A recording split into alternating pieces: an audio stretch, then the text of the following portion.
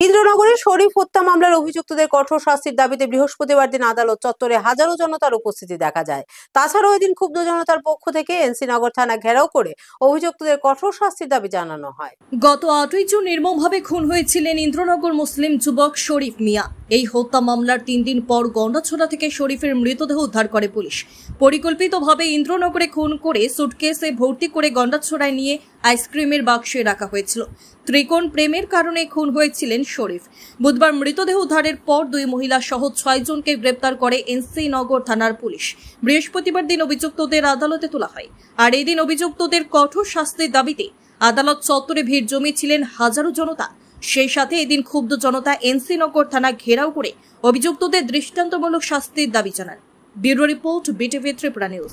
কি অনুভব করার মতো তো আমাদের মধ্যে কথা বলার মতো তো আমাদের মধ্যে ভাষা নেই।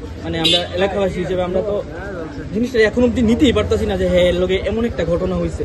এই যে কথা কইতেছে আমার শরীর দিয়ে গরম হয়ে যেতেছে।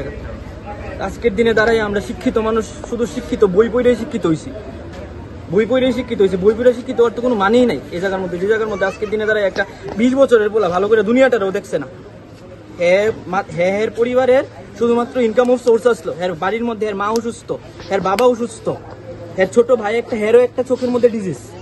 তো এই জায়গার মধ্যে হ্যাঁ নিজে মাত্র সংসারটারে ধরছিল। আজকের দিনে দাঁড়ায় হ্যাঁ সংসারের দায়িত্বটা কে নিব?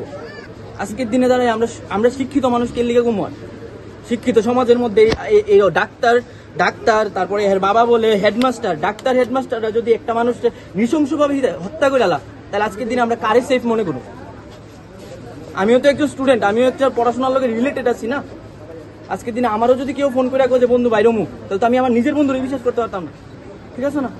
তো আমাদের দাবি ইদ্দুরই যে আমরা ত্রিপুরার কনস্টিটিউশন কেউ ইন্ডিয়ার কনস্টিটিউশন কেউ যে কঠোর থেকে কঠোরতম সাজা আছে ওইটা যাতে তার লেগে অ্যাপ্লিকেবল হয়, নাইলে ওইটা আমরা নিতে পারতাম না। কি আমরা এলাকাবাসী হিসেবে বা আমার ছোট ভাই হিসেবে আমরা এটা নিতে পারতাম না।